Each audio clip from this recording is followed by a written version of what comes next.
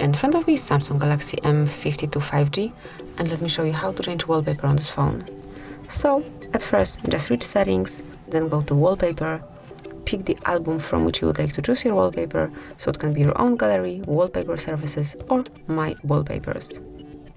Then choose the picture that you would like to cover your screen with, and then decide if you want to cover your home screen only, just your lock screen, or both of them. And I will pick the third option.